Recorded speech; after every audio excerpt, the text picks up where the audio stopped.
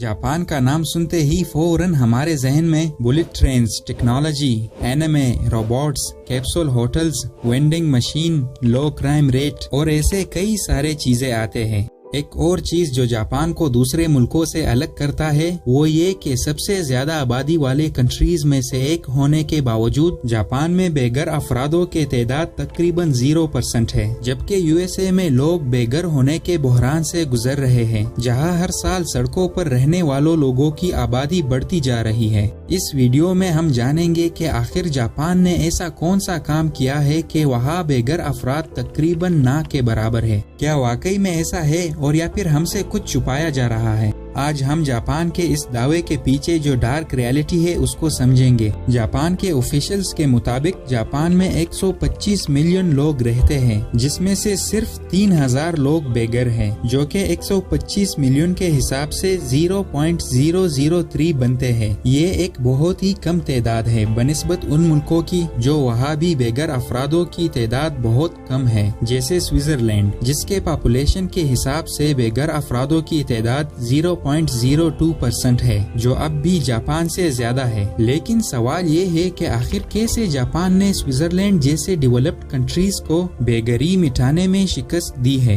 यहाँ पर कुछ रीजंस है जिसको समझना जरूरी है। पहला ये कि जापानीज कल्चरल में बेघर होना बहुत ज्यादा बदनामी माना जाता है और वहाँ बेघर लोगों के लिए कोई हमदर्दी नहीं होती, क्योंकि वो लोग बेघर लोगों को खुद उन्हें उनके जिम्मेदार मानते हैं। इसीलिए वहाँ की हुकूमत ने भीख मांगना गैर कानूनी करार दिया है। वहाँ पर रूल्स सख्त होने की वजह से बेघर लोगों को नजरों से हटाया जाता है और टोक्यो शहर को तो बेघर लोगों से एलर्जी है। वो ऐसे कि वहाँ पर शाम को पार्क्स बंद हो जाते हैं ताकि वहाँ लोग सो ना पाए, और वहाँ के कुर्सियाँ और बेंचेस को भी ऐसा डिजाइन किया गया है कि लोग वहाँ बैठकर अनकंफर्टेबल फील करें, और इस वजह से बेघर और भिखारी लोग इस एरिया से दूर चले जाते हैं। दूसरा ये कि जापान में ड्रग्स को लेकर बहुत ही सख्त कानून बनाया गया है बनिस्बत अल्कोहल के। वहाँ ड्रग्स यूज करने पर बहुत ही सख्त सजा दी जाती है। इसी वजह से वहाँ सिर्फ 1.6% जापानीज ने ड्रग्स ट्राई किया है अपने पूरे लाइफ में, जबकि अमेरिकन पॉपुलेशन के हिसाब से वहाँ पर 46% लोगों ने ड्रग्स ट्राई किया है। एक जापानी सोशल एंथ्रोपोलॉजिस्ट का कहना है कि यहाँ पर ड्रग्स कम इस्तेमाल करने से यहाँ का हेल्थ केयर सिस्टम बहुत मजबूत हो चुका है, जबकि अमेरिका में 100 में से 35 लोग जो होमलेस है और ड्रग्स यूज करते हैं वो जहनी तौर पर बीमार होते हैं। जापान में अगर कोई जहनी बीमार हो जाए तो उसे मेंटल हेल्थ इंस्टीट्यूशन भेजा जाता है, जबकि अमेरिका में जहनी बीमार लोग सड़कों पर घूमते हैं। जापान में एक और अच्छी बात यह है कि वहाँ पर कंस्ट्रक्शन के हवाले से कानून बहुत सॉफ्ट बनाया गया है और हर कोई बआसानी घर बना सकता है। अब जाहिर तौर पे तो ऐसा मालूम होता है कि जापान ने अपने इस बड़े इश्यू को जो कि होमलेसनेस है हल किया है, लेकिन ऐसा हरगिज नहीं है। जापान के ऑफिशियल नंबर के बावजूद हकीकत कुछ और है, और वो ये कि वहाँ पर और भी ज्यादा लोग हैं जिनके पास घर नहीं है, लेकिन वो लोग आम जगहों और गवर्नमेंट के नजरों से दूर है। लेकिन यहाँ एक सवाल जहन में आता है कि आखिर कैसे वो लोग गवर्नमेंट के नजरों से दूर है।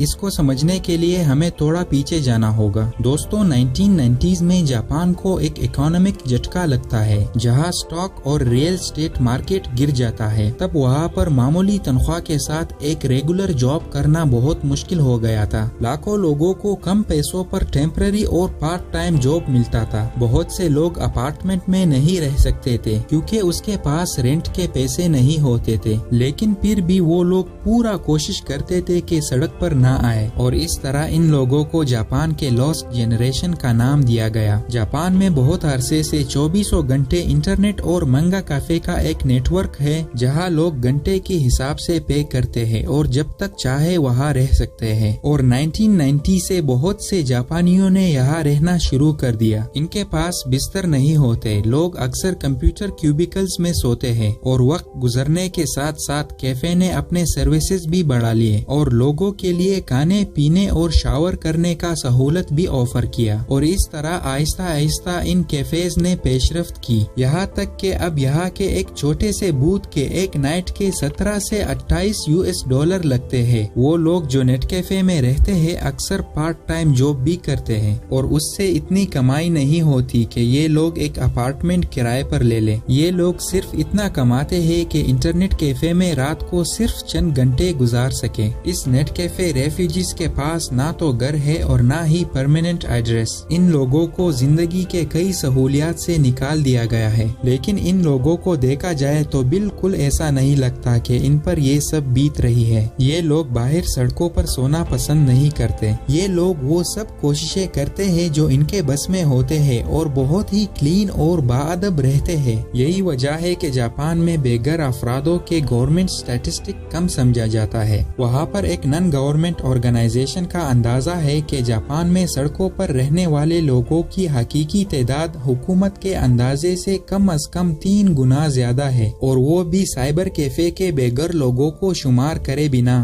اگر ان لوگوں کو بھی شمار کیا جائے تو یہ تعداد بہت بڑھ جائے گا۔ 2020 میں ایک اندازے کے مطابق کم از کم 15,000 لوگ سائبر کیفے میں رہتے ہیں، اور وہ بھی صرف ٹوکیو میں، اور یہ پورے جاپان میں بے گھر افراد کے سرکاری شمار سے 5 گنا زیادہ ہے۔ اب ایک طرف سے سائبر کیفے کے بے گھر افرادوں کی اس رجحان کو مثبت طور پہ دیکھا جا سکتا ہے، کیونکہ اس سے لوگوں کو سوسائٹی میں انتہائی نیچے گرنے سے نجات ملتی ہے اور اس کے عزت کو برقرار رکھتا ہے، حالانکہ اس کے پاس گھر بھی نہیں ہے۔ اور وہاں دوسری طرف ان نیٹ کیفے ریفیوجیز کا ہونا ہمیں یہ بتاتی ہے کہ جاپانی سوسائٹی کے بہت سے لوگ بڑے مشکل میں ہیں۔ 22 ملین سے زیادہ جاپانیز ورک فورس کا 1/3 حصہ پارٹ ٹائم جاب کرتے ہیں اور یا پھر ٹیمپرری ورکرز ہیں، وہ اس لیے کہ اسے اپنے پسندیدہ اور فل ٹائم جاب نہیں ملتی۔ ان لوگوں کو اپنے اکنامک سچویشن بہتر ہونے کا کوئی امید نہیں ہے۔ اگر جاپان کے آفیشیل بے گھر لوگوں کی تعداد USA کے مقابل میں بہت کم ہے، لیکن غربت میں رہنے والوں کی تعداد USA کے مقابل میں جاپان میں زیادہ ہے۔ جاپان میں صرف کچھ چنے ہوئے لوگ سڑک پر آ جاتے ہیں اور بہت سے لوگ سوسائٹی کے کنارے ہوتے ہیں جو سائبر کیفے میں رہتے ہیں اور ایک اپارٹمنٹ لینے کے لیے ایک اچھی جاب کی تلاش میں ایک کبھی نہ ختم ہونے والے سائیکل میں رہتے ہیں۔ وہ لوگ سوسائٹی کے دباؤ کے وجہ سے انویزیبل رہنا پسند کرتے ہیں اور وہاں کے سوسائٹی بھی یہی چاہتا ہے۔ یہ ایک ایسا مسئلہ ہے جو بڑے آرامی سے نظر انداز کیا جا رہا ہے، اور وہاں کہ حکومت نے بے گھر لوگوں کی شمار 0% ہونے کا دعویٰ جاری رکھا ہے۔ ایک اور پرابلم جو یہاں رہنے والا ہے وہ یہ کہ انویزیبل بے گھر افرادوں کی تعداد صرف بڑھتے جا رہے ہیں۔